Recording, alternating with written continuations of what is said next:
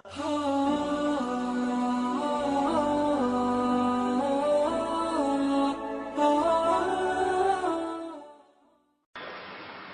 ہمارے زمیندار کا نوکر تھا مراسی. مراسی بڑی نازک قوم ہوتی. اس نے اس کو گھوڑے کی مالش پہ لگا دیا.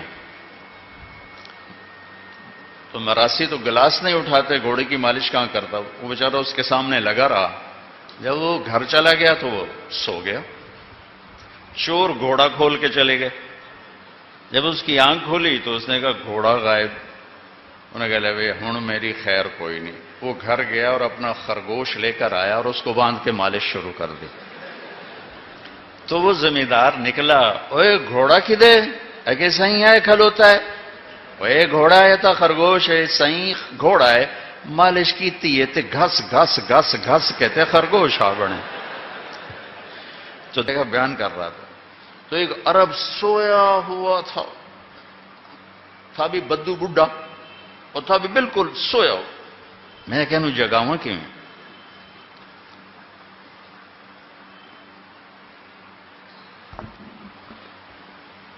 وہ ایسے پوری نیت کر کے سویا ہوتا ہے بھائی سننی ہی کوئی نہیں. جب میرے سارے حربے بیکار ہو گئے تو میں نے جنت شروع کی اور سب سے پہلے حور عینا کو شروع کی. تو اس نے مجھے یوں کر کے دیکھا.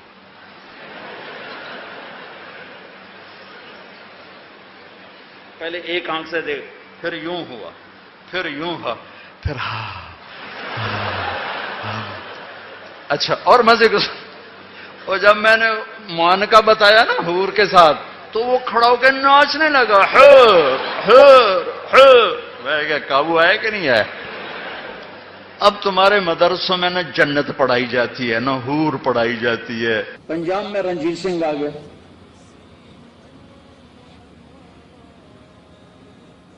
پنجابیوں کو کسی دشمن کی ضرورت نہیں. یہ اب پہ ہل دیں ٹنگا چھک چھک فنا کی رکھ دیں. انہوں نے کوئی دشمن نہیں چاہیے تھا.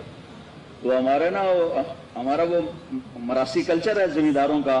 تو پہلے مراسی آتے تھے ہنستے ہنساتے تھے. تو ٹیلی ویژن نے ہر شے مکال چھٹ کی اور مراسیوں کی روٹی کہی. تو وہ مراسی جو تھا نا وہ کر رہا تھا، میں بھی سن رہا تھا. کہا میں راتی 2 جگ گیا، پٹھانا نو ویکھیا اتنے فرشتہ کھلوتا ہے جڑا سر کٹتا ہے ہک لتر میں رہتا ہے، پٹھان ہیٹھاں جا ہٹاتا ہے. ہوں میں بلوچا نو ویکھیا اتنے بھی فرشتہ سر تے کھلوتا ہے جڑا سر کٹتا ہے فرشتہ ہک لتر میں رہتا ہے ہیٹھاں جا ہٹاتا ہے. ہوں میں سندھیاں نو ویکھیا سندھیاں تے بھی فرشتہ کھلوتا جڑا اتنے ہک لتر مارے ہیٹھاں جاوے. ہوں میں گیا تو اتنے فرشتہ ہی کوئی نہ. میں کوئی کون ہے نا کہ پنجابی ہیں اتنے فرشتہ کیوں نہیں؟ کہ اتنے جڑا سر کٹتا ہے ہیٹھ لے نپ کے ہیٹھاں سٹ لیں فرشتے کی لوڑ ہی کوئی نہیں. یہ پنجاب کا مزاج ہے. نہ کسی کی عزت برداشت کرتے ہیں، نہ کسی کی ترقی برداشت کرتے ہیں، نہ کسی کو اچھا دیکھ سکتے. تو انعام دو کہ اللہ تعالیٰ نے سب تو بے وقوف قوم سکھ بہا چھڑ. وہ بھی کانا یہ گجرا والے کا تھا، ڈاکو سے بادشاہ بن گیا. لیکن کم وقت اتنا کامیاب حکمران نکلا کہ انگریز آنکھ نہیں اٹھا سکے جب تک رنجیت سنگھ زندہ رہا.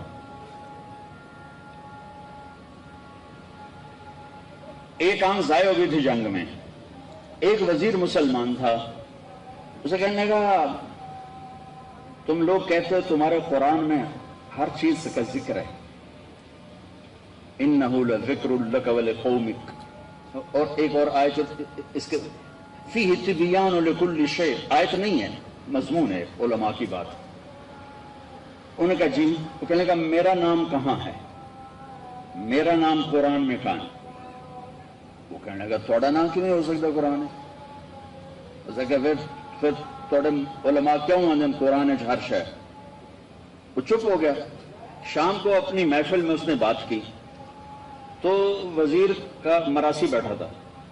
انہوں نے کہا حضور تسی مینو لے جاؤ میں جواب دے سکتا.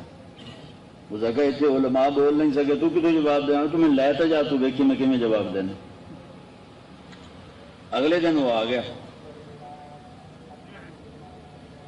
کہنے کا حضور وہ کل بات بیچ میں رہ گئی تھی, یہ بات تو ساڈا مراسی تن جواب دے گا, عالم دی لوڑ ہی کوئی نہیں. تو کہ اچھا اوے میرا نام ہے قرآن, کہ جی ایک باری دساں 10 باری دساں. وہ کہ ایک باری دس دے مینوں سے. اچھا وہ ایک آنکھ نہیں تھی, کانا تھا کانا. تو اس نے کہا ساڈا قرآن 100 باریاں دا کان من الکافرین, کان من الکافرین. ایک کافر ہونا ہے تو کانا ہونا ہے, تو ہی ہوتا ہے اور کیڑا ہے.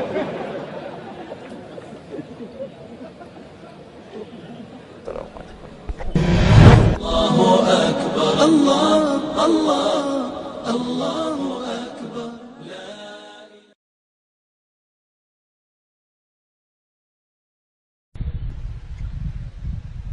اور میری کانٹتے ماں دے ڈنڈے حالی بھی ہو سن, ٹھو ٹھو ٹھو ٹھو.